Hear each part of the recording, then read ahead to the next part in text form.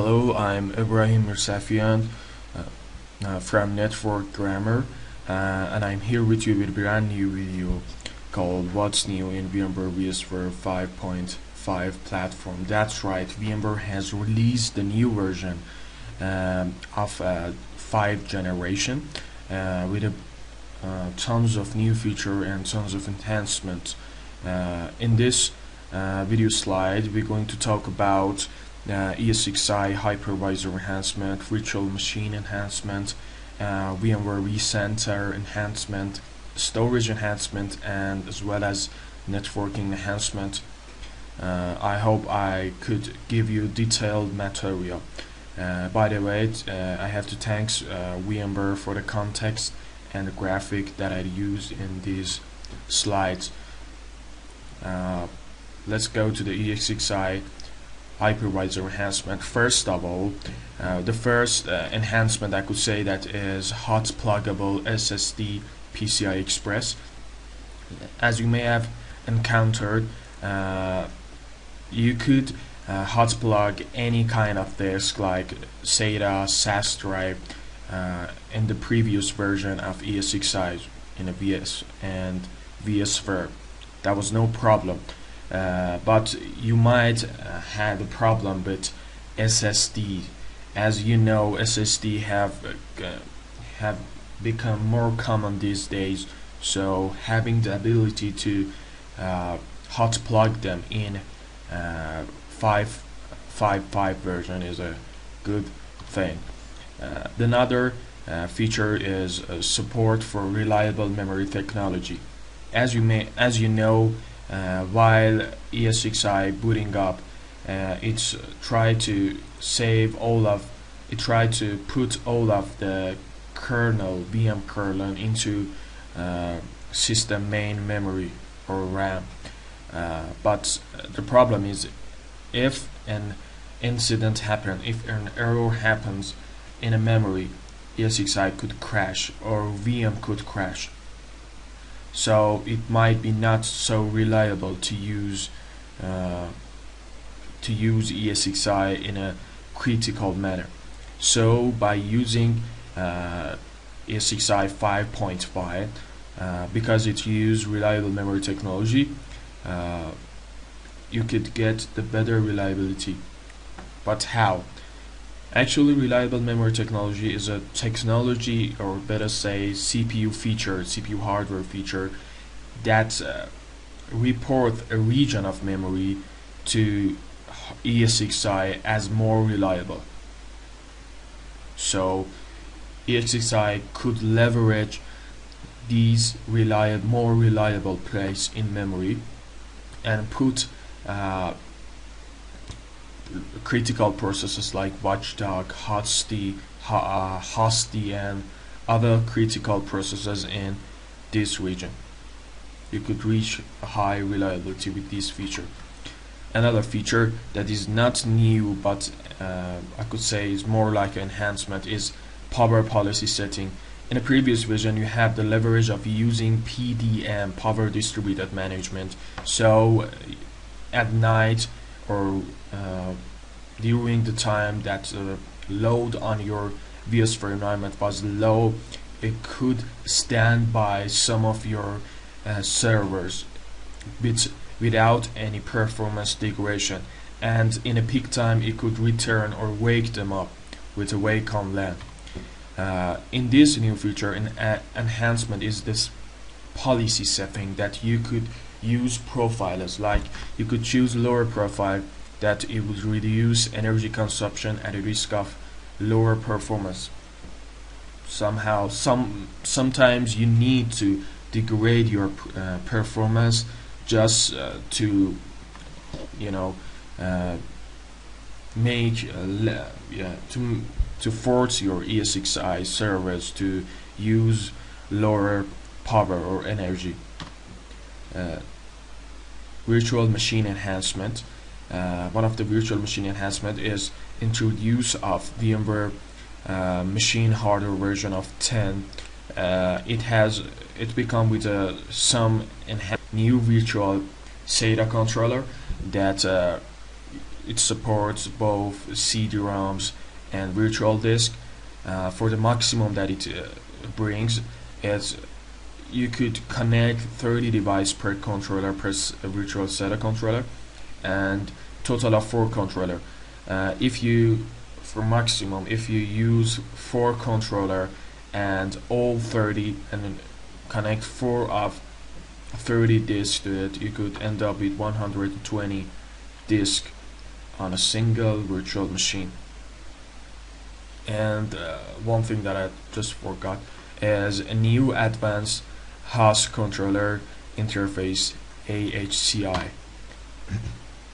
Another enhancement is expanded vGPU support. As you know, in a previous version 5.5, VMware for the first time introduced support of GPU and vGPU, but with a limitation of model that you could put in your server, like Quadro, like NGrid, and all and some other product of NVIDIA.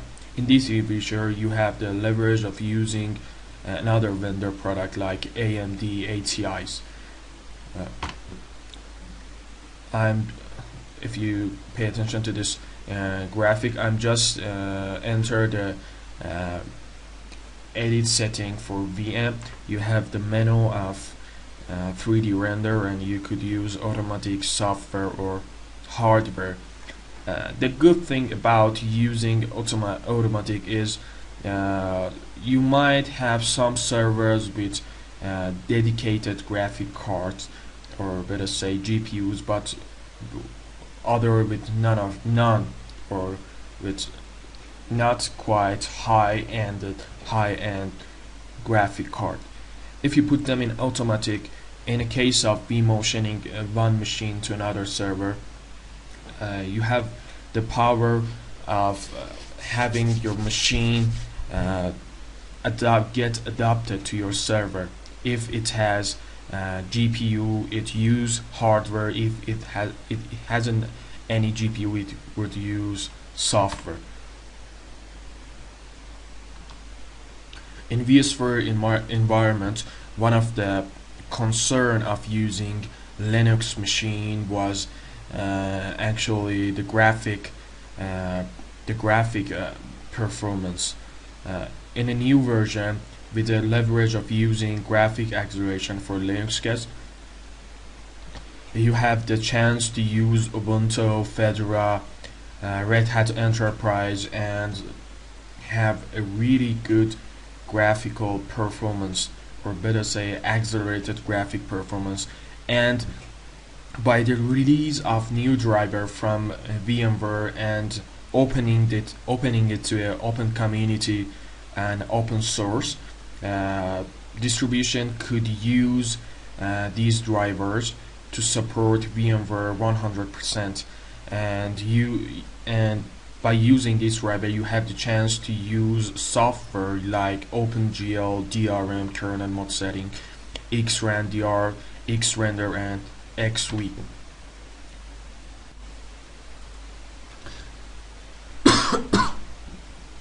Okay, now it's time for some vCenter server enhancement. In a case of enhancement and vCenter single sign-on, VMware has simplified the deployment of single sign-on, so all of the customers with all of sizes, SMB, enterprise, could use a single installation model that makes the deployment process really easier. And in the case of Microsoft Active Directory, they have enhanced the integration, so it supports Active Directory natively and enables you cross-domain authentication with one and two-way trust. That was a great problem in an enterprise environment, so that when you were using a multi-domain, it was hard to actually get the trust model working. so it's easier in 5.5. And in a case of architecture, VMware have built it from ground up, so it removes the requirement of database, and now it delivers a multi-master authentication solution with a great feature like replication and support for multi-tenant. In a case of vSphere web client, you have the chance and ability to use drag and drops. You have the capability of filtering, and you could use your recent item that you have viewed or worked with.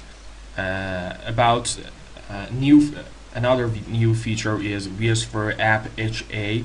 In an earlier version, you could monitor your virtual machine through the heartbeat that was being received from VMware tools. It was really great feature.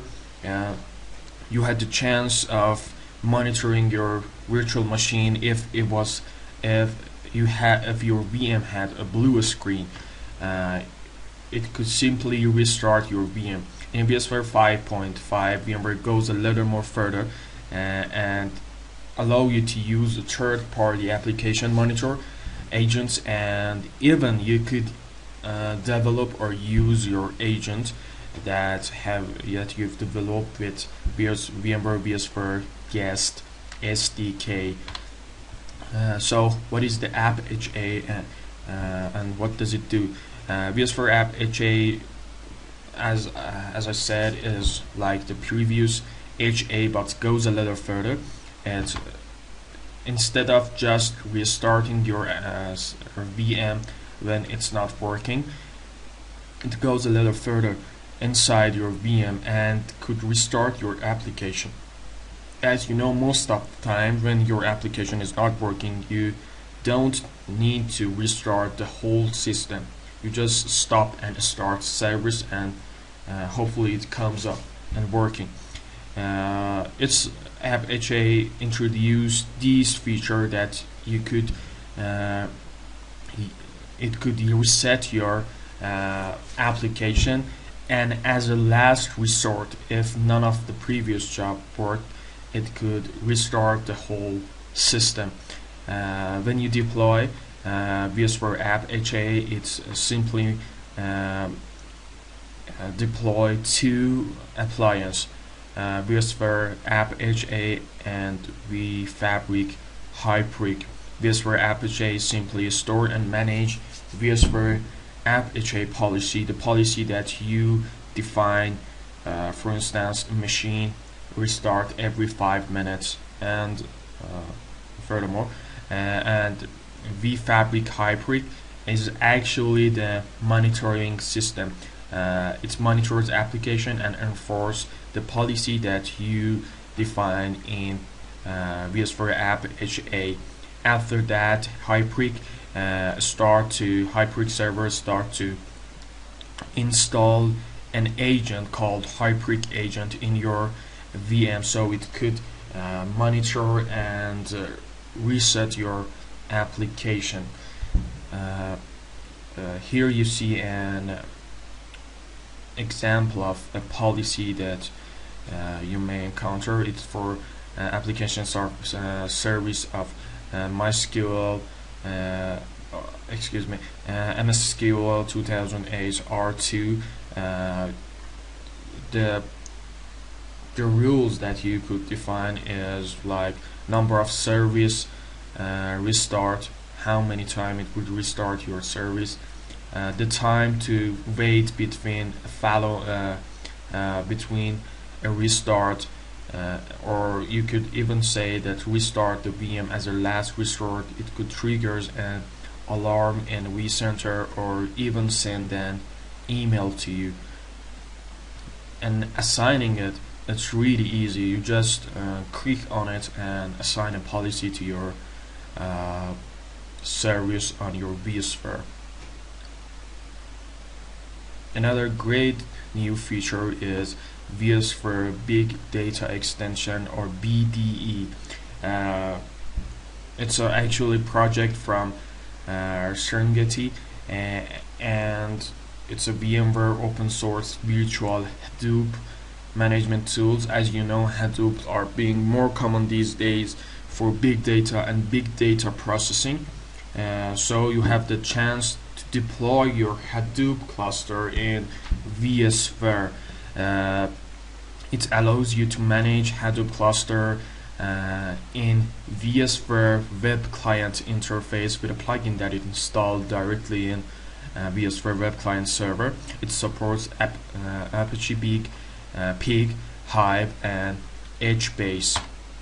As you can see, in a vSphere web client, you have the big data extension right here. It enables you the function of creating, deleting, start and stop, and resizing the cluster. If you have worked with Hadoop cluster, these bullet points are critical and challenging for you, but when you're using BDE, it gets more simplified and get easier. One other thing, the cluster that you define, it can be protected easily by using HA and vSphere fault tolerance.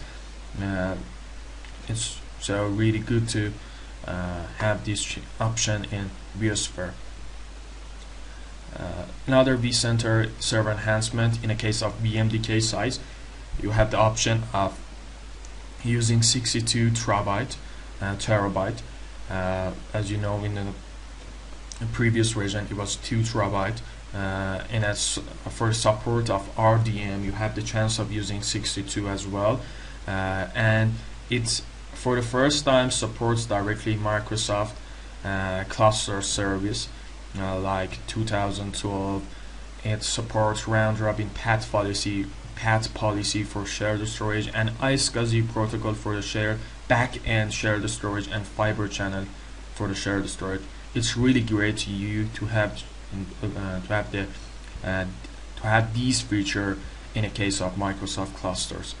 For the support of 16 and with you in a previous version of vSphere 5.5, you have vSphere supported 16 gigabit FC HBR fiber channel HBA, but it has throttled down to 8 gigabit, so you couldn't use the whole 16 gigabit. In a vSphere 5.1, HBA could run near 16 gigabit, but not fully.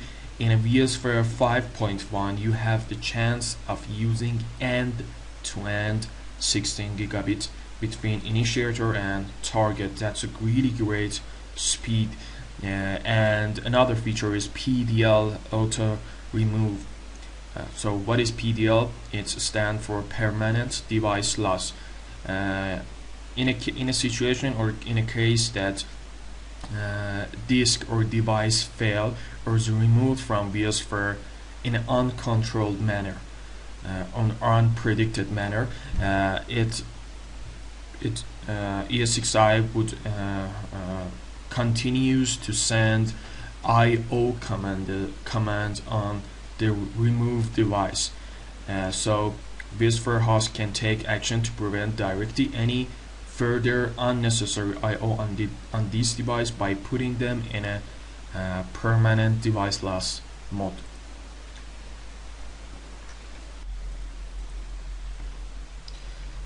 Okay, another enhancement in a case of vCenter server is VMFS heap improvement. As you know, in a previous version, like 5.1 update 1, VMware has ESXi has 80 megabytes of VMFS heap and its disposal. It's ESXi needs this heap size or heap space to address all of the data in a VMDK or VMFS formatted disk. In a vSphere 5.5, you have the chance of configuring maximum size of 256 megabytes of heap to enable vSphere to access all of address spaces of 64 terabytes of VMFS. That's a really great feature. My personal favorite, vSphere Flash Read Cache. In a 5.5 flash-based storage solution is fully integrated in vSphere. You could manage a local flash-based device in vSphere web client, and it has mainly two components: flash read cache infrastructure and software. VMware manage this flash cache pools the same as it's managed CPU and memory in vSphere. As you could see, this is your ESXi. It has some SSD disk attached to it. You could use your VMDK and tell your VMDK to use flash read cache. It reads some data from shared storage, but at the same time it tries to cache them on a SSD drive. So after time, if these VM need to retrieve a file from the storage that has been read before and cached in SSD, it would offload the traffic from your shared storage. In a case of networking enhancement, VMware, as you know, VMware supported LACP in a previous version, but in the new version it supports 22 new hashing algorithm. That's a really great feature, and it supports multi-link aggregation and lags up to 64 per host and 64 to lag per virtual distributed switch. And you can configure your LACPs among your ESXi by using templates that would make your configuration task easier and flawless. As you could see, these are your physical switches, ESXi's, and you could define multiple LAGP group even as a backup, and have the redundancy and speed of your link to your ESXi's. Another enhancement, or better say another feature for the first time, is traffic filtering, or ACLs. You have the ability to filter traffic based on source address, destination address, or system traffic like vMotion, management traffic, fault tolerance, and other things. You could either filter or tag the traffic for QoS or other thing. You have the option of filter ingress, incoming, or egress, outgoing traffic direction. As you could see, you could in the distribution layer, you have the ability to filter like IP protocol, protocol type, for instance, ICMP with a say drop it or other thing. It's really great feature.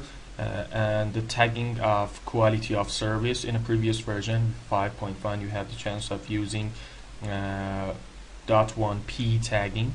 That was mainly a layer 2 tagging or QoS support. But as you know, administrator like to use layer 3 QoS or differentiated service code point, DSCP. You have the chance of using it or in a vSphere 5.5. In a case of capturing packet